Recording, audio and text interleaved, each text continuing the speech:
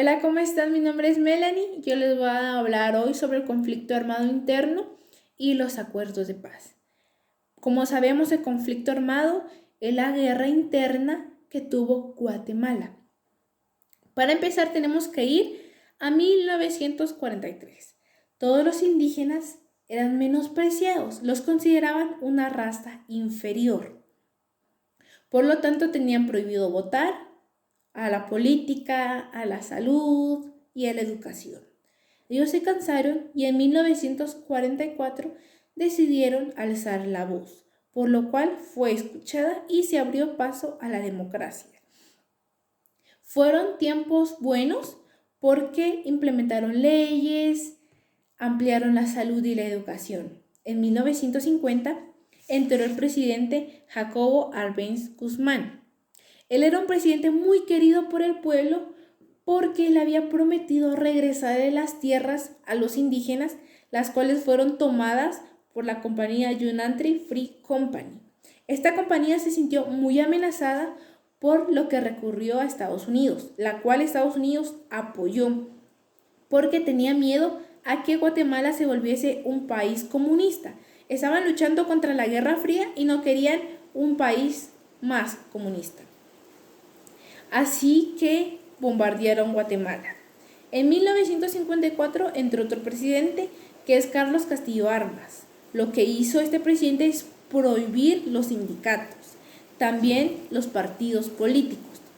En unas manifestaciones fue asesinado. En 1958 Miguel Ydígoras Fuentes entró como presidente. Acá es donde empieza la primera fase de la guerra. El 13 de noviembre de 1996 fue un golpe de Estado. Trataron los ciudadanos inconformes hacer un golpe de Estado, la cual no funcionó. Lo único que lograron es hacer una polarización de dos grupos.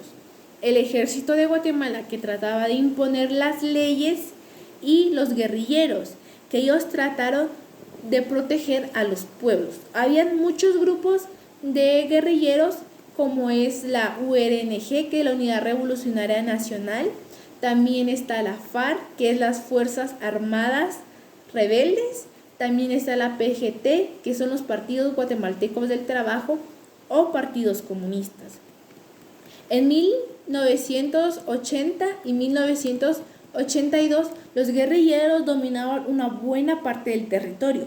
Por lo tanto, pensaban de que ellos iban a ganar la guerra, porque tenían apoyos de los campesinos y ciudadanos que estaban inconformes con los mandatos presidenciales. Pero el ejército de Guatemala mejoró sus tácticas de guerra. Entonces llegaron nuevamente a nivelar. En 1982 entró el presidente Efraín Ríos Montt. Él es muy conocido por ser un presidente dictador, además de su gobierno sádico. Lo que hizo cuando llegó a la presidencia es anular la constitución política. Por lo tanto, los ciudadanos ya no tenían derecho. Por eso él no tenía miedo a ir a hacer una masacre en un pueblo, porque ya no contaban con el derecho a la vida. En 1983 entró Humberto Mejía Victorias. Él dio paso a la democracia. Cabe recalcar que la democracia ya no se estaba manejando bien, solo ponían presidentes y el pueblo ya no votaba por uno.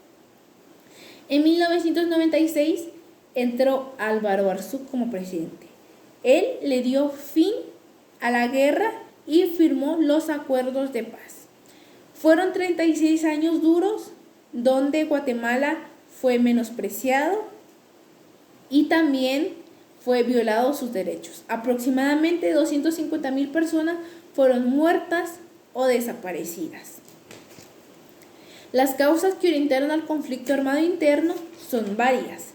Entra la pobreza, la injusticia social, la carencia de educación, las situaciones agrarias, las marginaciones económicas, el sometimiento y la segregación de los pueblos originarios y las dictaduras y autoritarismos. Los actores involucrados son varios, pero voy a mencionar dos que son más implicados. En este caso es el gobierno de Guatemala y todo su ejército. También están las Fuerzas Armadas Insurgentes Izquierdistas, más conocidos como los guerrilleros. Las mujeres víctimas. En este caso, las mujeres fueron muy menospreciadas en la guerra. En estos 36 años, las mujeres fueron violentadas sus derechos, fueron violadas, secuestradas, asesinadas y en peores casos esclavizadas. Por lo tanto, las mujeres trataban de huir del país, irse a refugiar en México, en fincas, dejando sus tradiciones y sus costumbres. Había muchas mujeres que manifestaban eso, pidiendo al Estado que les devolviera a sus esposos, a sus hijos, a sus padres. Las mujeres fueron muy violentadas. Los derechos humanos violados. Lamentablemente, todos los derechos humanos fueron violados.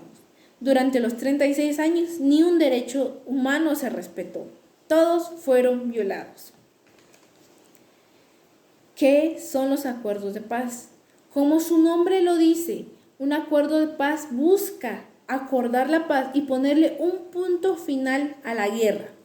Eso pasó el 29 de diciembre de 1996, cuando se firmaron los acuerdos de paz. Acá llegó a introducirles las bases necesarias para un desarrollo de paz y un futuro moderno para el país. Los acuerdos son 17 puntos donde entra la voluntad política, la adhesión a los principios orientados a garantizar y proteger plena observancia a respecto de los derechos humanos, el compromiso de investigar las violaciones de los derechos ocurridos en el marco de enfrentamiento interno para contribuir y fortalecer la presa conciliación nacional y la democracia en el país, el reconocimiento de la identidad y derechos de los pueblos indígenas como base para con la Constitución, una nación multitécnica, pluricultural y multilingüe. Forma también parte del catálogo objetivo político las necesidades de un desarrollo socioeconómico participativo orientado al bien común para lograr una situación social más justa relacionada con la necesidad de un sistema fiscal más equitativo y eficiente, también para erradicar la pobreza, el desempleo, mejorar la salud, la educación y capacitaciones y la seguridad social. Son considerados tareas prioritarias por el Estado. También son 14 documentos formados por los acuerdos de paz. Para concluir, la guerra no es la solución para mejorar el país. Lo único que causa son daños irreversibles. En los 36 años, lo único que pasó fueron que violaron muchos derechos y no se respetó la vida. No tendríamos que volver a repetir la misma historia que antes. Para eso necesitamos dialogar y comprender los puntos de cada uno, para así llegar a acuerdos y vivir en un mundo mejor. Gracias.